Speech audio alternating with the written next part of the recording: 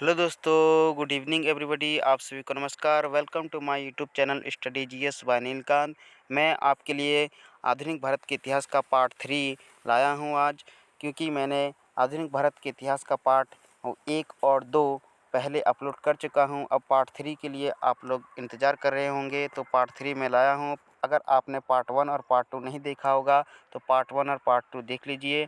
अब चलिए स्टार्ट करते हैं बिना कोई देरी करे पार्ट 3 आधुनिक भारत के इतिहास का। तो इसमें पहला पॉइंट है कि 1922 ईस्वी के मेवाड़ भील 1922 ईस्वी के मेवाड़ भील आंदोलन का नेता कौन थे?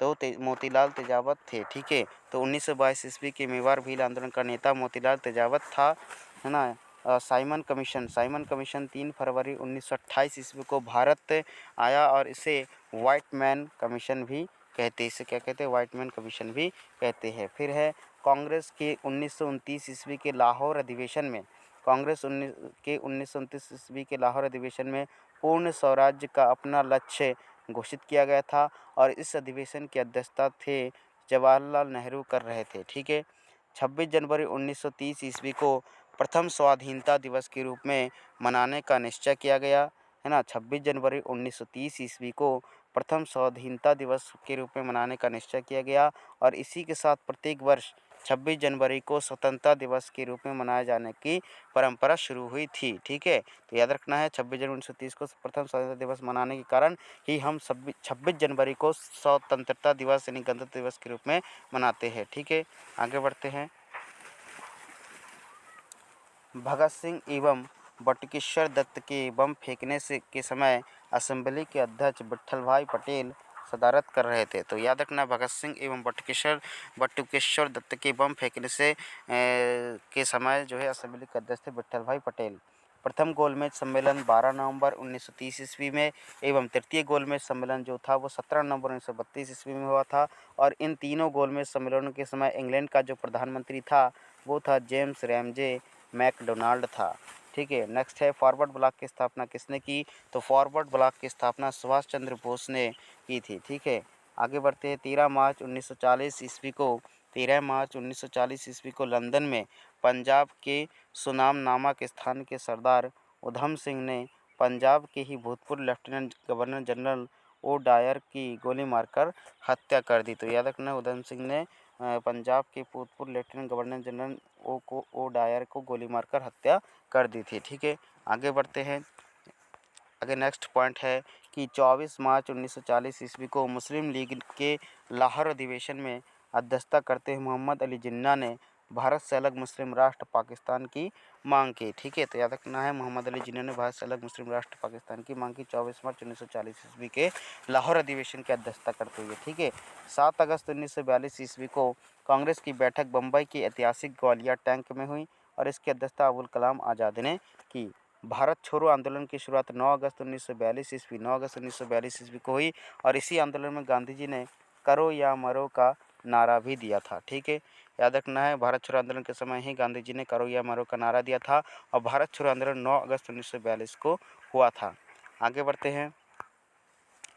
इसमें क्वेश्चन है कि आज़ाद हिंद फौज का सफलतापूर्वक स्थापना का श्रेय किसको जाता है? तो रास बिहारी बोस को जाता है। तो आज़ाद हिंद फौज का सफलतापूर्वक स्थापना का श्रेय रास बिहारी बोस को दिया जाता है। 8 नवंबर 1943 ईस्वी को जापान ने अंडमान और निकोबार द्वीप सुभाष चंद्र बोस को सौंप दिए और नेताजी ने इनका नाम क्रमशः शहीद द्वीप और स्वराज द्वीप रख दिया। तो याद रखना है, शहीद द्वीप और स्वराज। अंडमान और निकोबार द्वीप जो सौंप दिए थे उसमें शहीद द्वीप है और स्वराज द्वीप है। ठीक है, सुभाष चंद्र बोस का जन्म 23 जनवरी 1857 ईस्वी को कटक यानी उड़ीसा में हुआ था। तो याद रखना है, सुभाष चंद्र बोस का जन्म कब हुआ था? तो 23 जनवरी को 1897 में हुआ था। ठीक है, नौसेना विद्रोह है 1909 सेना विद्रोह है 19 फरवरी 1946 ईस्वी को बम्बई में INS तलवार नामक जहाज के नौसैनिकों के द्वारा किया गया था। ठीक है, अब कैबिनेट मिशन क्या है? तो कैबिनेट मिशन के बारे में थोड़ा सा पढ़ लेता हूँ। कैबिनेट मिशन है कि प्रधानमंत्री एटली ने 15 फरवरी 1940 ईस्वी को भारतीय संविधान सभा की स्थापना एवं तत्कालीन ज्वलंत समस्याओं पर भारतीयों से विचार विमर्श के लिए कैबिनेट मिशन को भारत भेजने की घोषणा की। ठीक है, तो प्रधानमंत्री एटली ने 15 फरवरी 1940 ईस्वी को भारतीय संविधान सभा की स्थापना एवं तत्कालीन ज्वलंत समस्याओं पर भारतीयों से विचार विमर्श के लिए कैबिनेट मिशन को भारत भेजने की घोषणा की थी। आगे है कि जवाहरलाल नेहरू के नेतृत्व में अंतरिम सरकार का गठन 2 दिसंबर 1946 ईस्वी को हुआ था। स्वतंत्रता प्राप्ति के समय कांग्रेस के अध्यक्ष जेबी कृपलानी एवं ब्रिटेन के प्रधानमंत्री क्लीमेंट एटली जो कि लेबर पार्टी के थे, ठीक है, महात्मा गांधी द्वारा स्थापित हरिजन सेवक संघ के संस्थापक अध्यक्ष घनश्याम दास बिरला थे। कांग्रेस का प्रथम ब्रिटिश अध्यक्ष कौन थे? तो जॉर्ज यूल थे, ठीक है। फिर आगे बढ़ते हैं। मैं देश के बालू से ही कांग्रेस से भी बड़ा आंदोलन खड़ा कर दूंगा। मैं देश के बालू से ही कांग्रेस से भी बड़ा आंदोलन खड़ा कर दूंगा, ऐसा महात्मा गांधी जी ने कहा था। डंडा फौज का गठन पंजाब में चमनदीव ने किया था। इंकलाब जिंदाबाद का नारा भगत सिंह ने दिया था और भगत सिंह ने फांसी की सज़ा का जो सज़ा सुनाई थी वो किस न्यायाधीश ने सुनाई थी? तो जी.सी. हिल्टन ने, ठीक है, तो याद रखना है। फिर कुछ इंपॉर्टेंट कथन देख लेते हैं हम। मैं एक क्रांतिकारी के रूप में कार्य करता हूँ। मैं एक क्रांतिकारी के रूप में कार्य करता हूँ, यह कथन जवाहरलाल नेहरू जी ने कहा था। महात्मा गांधी को रविंद्रनाथ टैगोर ने सर्वप्रथम महात्मा कहा। तो याद रखना, जो महात्मा गांधी को महात्मा की उपाधि किसने दी थी? तो रविंद्रनाथ टैगोर ने दिया था।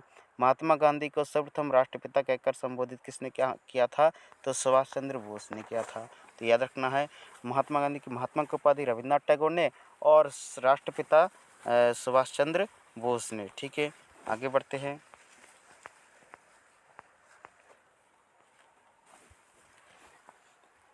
वल्लभ भाई पटेल को सरदार की उपाधि किसने दी थी? वल्लभ भाई पटेल को सरदार की उपाधि बारदोली सत्याग्रह की सफलता के बाद वहां की महिलाओं की ओर से गांधी जी ने प्रदान की, ठीक है। सुभाष चंद्र बोस को सर्वप्रथम नेताजी किसने कहा था? तो सुभाष चंद्र बोस को सर्वप्रथम नेताजी एडोल्फ हिटलर ने कहा था, ठीक है। महात्मा गांधी के राजनीतिक गुरु कौन है? तो महात्मा गांधी के राजनीतिक गुरु है गोपाल कृष्ण गोखले थे। सुभाष चंद्र बोस के राजनीतिक गुरु कौन है? तो सुभाष चंद्र बोस के राजनीतिक गुरु है देशबंधु चित्तरंजन दास, ठीक है। भारत का विस्मारक कौन है? तो भारत का विस्मारक सरदार वल्लभ भाई पटेल को कहा जाता है, ठीक है। राष्ट्रीय युवा दिवस 19 स्वामी विवेकानंद से संबंधित है और युवा दिवस कब मनाया जाता है? 12 जनवरी को मनाया जाता है। भारत के पितामह किसे कहते हैं? तो भारत का पितामह यानी grand old man of India जो कि दादा भाई नौरोजी को कहा जाता है। बिना ताज का बादशाह किसे कहा जाता है? तो बिना ताज के ताज का बादशाह है सुरेंद्रनाथ बनर्जी को कहा जाता है, ठीक है। आगे बढ़ते हैं। कांग्रेस के प्रथम मुस्लिम अध्यक्ष कौन है? तो कांग्रेस के प्रथम मुस्लिम अध्यक्ष है बदरुद्दीन तैयब जी थे। मोहम्मद अली एवं शौकत अली ने 1919 ईस्वी में खिलाफत आंदोलन की शुरुआत की, ठीक है। तीनों गोलमेज सम्मेलनों में भाग लेने वाले भारतीय नेता थे डॉक्टर भीमराव अंबेडकर थे। कौन थे? डॉक्टर भीमराव अंबेडकर। पाकिस्तान शब्द का जन्मदाता है चौधरी रहमत अली थे। कौन है? पाकिस्तान शब्द के जन्मदाता चौधरी रहमत अली थे, ठीक है। इंडिपेंडेंस फॉर इंडिया लीग की स्थापना जवाहरलाल नेहरू और सुभाष चंद्र बोस ने की थी, ठीक है। इंडिया इंडिपेंडेंस लीग की स्थापना जो कि किसने किया था? रास बिहारी बोस ने की थी, ठीक है। और आर्य महिला सभा की स्थापना किसने की? तो पंडित रमाबाई ने आर्य महिला सभा की स्थापना पंडिता रमाबाई ने की। दयानंद का बचपन का नाम क्या था? तो सबको पता है दयानंद के बचपन का नाम था मूल शंकर और स्वामी रामकृष्ण के शिष्य का नाम है विवेकानंद, ठीक है। और स्वामी विवेकानंद के बचपन का नाम क्या है? तो नरेंद्रनाथ। सबको याद होगा कि स्वामी विवेकानंद के बचपन का नाम नरेंद्रनाथ था, ठीक है। आगे बढ़ते हैं। अब हम कुछ संस्थाएं हैं उसकी स्थापना दिवस है और उसके संस्थापक है, ठीक है। तो संस्थाएं, स्थापना दिवस और संस्थापक, ठीक है। तो किस संस्था ने किसकी स्थापना कब की थी और उसके संस्थापक कौन है? तो इसके बारे में देख लेते हैं। तो पहला है, इसमें इम्पॉर्टेंट है कि एशियाटिक सोसाइटी की स्थापना किसने की? तो एशियाटिक सोसाइटी के जो संस्थापक है वो विलियम जॉन्स है जो कि 1784 में स्थापना हुई थी इनकी, ठीक है। तो एशियाटिक सोसाइटी 1784 विलियम जोन्स। दूसरा ब्रह्म समाज राजा राममोहन राय 1828 में, ठीक है। ईस्ट इंडियन एसोसिएशन 1866 दादा भाई नौरोजी। ईस्ट इंडियन एसोसिएशन के जो संस्थापक हैं वो दादा भाई नौरोजी है। सत्यशोधक समाज, ये भी इम्पोर्टेंट है। सत्यशोधक समाज कौन के संस्थापक कौन है? तो ज्योतिबा फुले है। 1873 में इसकी स्थापना हुई थी। ठीक है। इंडियन लीग 1875, शिविर कुमार घोष। आर्य समाज इम्पोर्टेंट है। आर्य समाज की स्थापना स्वामी दयानंद सरस्वती ने किया था 1875 में। इंडियन एसोसिएशन के संस्थापक हैं आनंद मोहन बोस और सुरेंद्रनाथ बनर्जी 1876। भारतीय राष्ट्रीय कांग्रेस, तो भारतीय राष्ट्रीय कांग्रेस के कौन है? A.O.. Home 1885। Ramakrishna mission, Swami Vivekananda 1897, तो याद रखना है 1897 में स्वामी विवेकानंद ने रामकृष्ण मिशन की स्थापना की थी। ठीक है। अभिनव भारत संस्था के संस्थापक कौन है? तो विनायक दामोदर सावरकर 1904 में। ठीक है। Servants of India society, servants of India society 1905, Gopal Krishna Gokhale. Muslim league 1906 में, आगा खां और मुसलीम उल्लाह। ठीक है। गदर पार्टी की स्थापना किसने की? तो गदर पार्टी की स्थापना 1913 में लाला हरदयाल और काशीराम ने किया था, है ना। गदर पार्टी की स्थापना 1913 में लाला हरदयाल और काशीराम ने।